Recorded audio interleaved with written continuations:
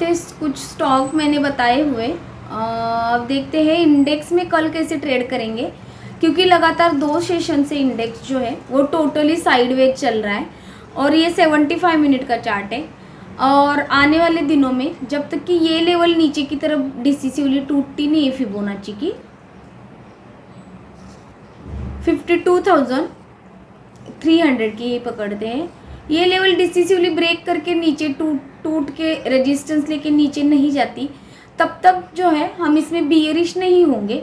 Otherwise ये जो भी छोटे से ट्रेड है उसमें हम छोटे टाइम फ्रेम में ट्रेड कर सकते हैं छोटे से पॉइंट के लिए।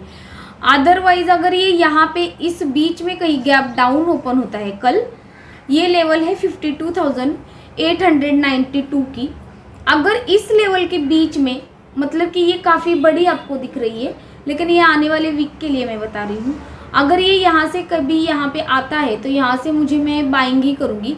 लेकिन कल के लिए हम कैसे ट्रेड करेंगे ये देखेंगे, नहीं तो आप कंफ्यूज हो जाएंगे कि इतनी बड़ी रेंज में अगर ये गैप डाउन ओपन हो जाता है कल, तो मैं कल टोटली ट्रेड अवॉइड करूँगी। अगर बड़ी रेंज में गैप डाउन ओपन होता है और गैप डाउन होते ही जैसे यहाँ पे देखिए हमें कोई भी बुलिश प्रेशर की कैंडल मिली है, ये देखिए, वैसे कोई मॉर्निंग स्टार और आरएसआई देखिए जब 60 के ऊपर अपने एवरेज प्राइस को ऊपर ट्रेड करने लगता है तो मैं ज़रूर उसमें ऐसा कोई पैटर्न अगर फॉर्म होता है वहाँ पे तो ज़रूर मैं उसमें बाइंग की सोचूंगी। लेकिन मुझे बाइंग के टाइम पे आरएसआई ने 60 के और 65 के ऊपर ही दोनों टाइम फ्रेम में 5 और 15 मिनट में, जो भी मेरे पुराने व्यूअर्स हैं वो जानते हैं, मैं नए लोगों के लिए बताऊं, मैं फिबोनाची, ट्रेंड लाइन और आरएसआई इन तीनों का यूज़ करके ही ट्रेड करती हूँ। और साथ में मैं कंफर्मेशन के लिए ऑप्शन चेन देखती हूँ, इंडिया विक्स देखती हूँ। तो मैं आपको साइडवेज की निशानी ये आप देख ही रहे हैं, आरएसआई जो है 40 और 50 के बीच में है। तो ऐसे रहते हैं तो मैं ट्रेड नहीं करती हूँ, मैं पहला मेरा प्रायोरिटी रहती है कैपिटल को बचाना। तो कल मैं कैसे ट्रेड करूँगी, मैंने गैप डाउन का आपको बता दिया है। अगर ये गैप अप ओपन होता है और गैप अप ओपन होने के बाद मुझे कोई इस बियरिश फॉर्मेशन दिखाता है तो मैं इसको शॉर्ट करूँगी और आरएसआई जो है वो 30 के नीचे जाता हुआ दिखेगा तो मैं ये पहला आज की क्लोजिंग तक का टारगेट लेंगी, 53,400 तक का ये टारगेट लूँगी। और यहाँ से अगर ये टाइम बिताता है वापस से ऐसे ही इसी रेंज में फंस जाता है, अब देखिए ये इस रेंज में फंसा हुआ है, निफ्टी हो या बैंक निफ्टी हो।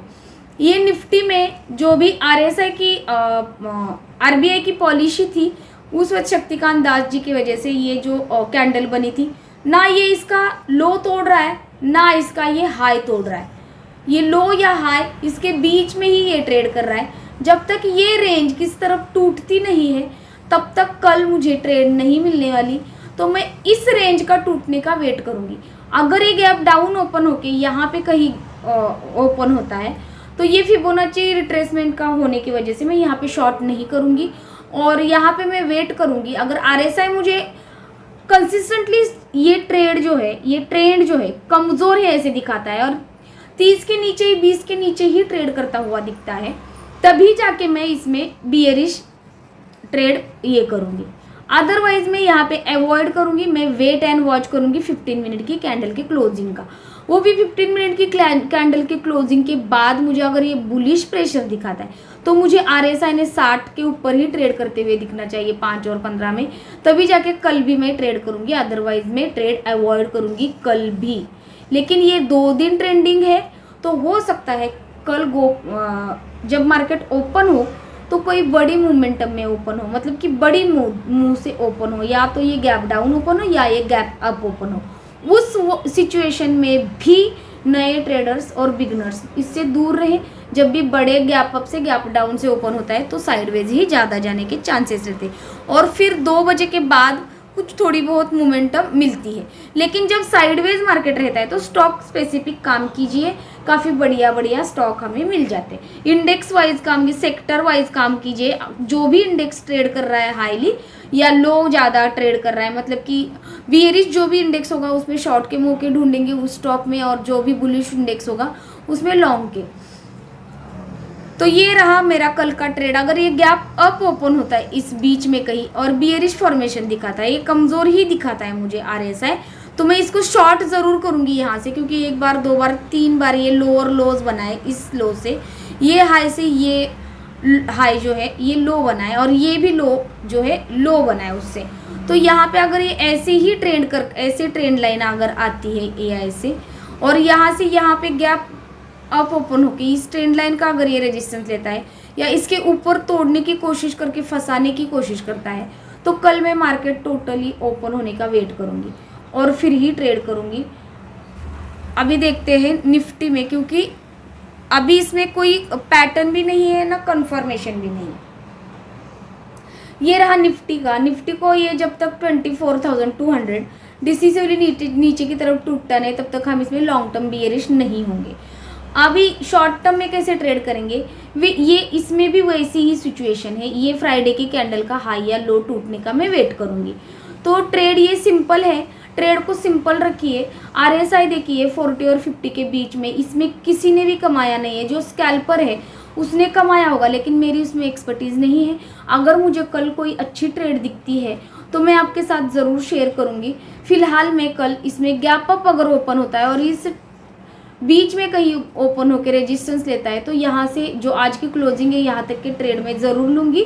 अदरवाइज़ उसमें मुझे RSI जो है 30 के नीचे और 20 के भी नीचे ट्रेड करता हुआ मिले, और मोमेंटम मुझे तेज़ी से आए तो मैं उतने कैप्चर करके ये करूँगी।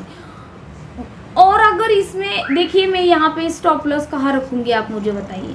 इसीलिए ये जब गैप अप ओपन होता है ना, तो ये स्टॉप लॉस मेरे काम आएगा, और ये गैप डाउन ओपन होता है ना, तो ये मेरा स्टॉप लॉस काम आएगा। इसीलिए कंसोलिडेशन पैटर्न मोस्टली अच्छे रहते हैं अपने लिए।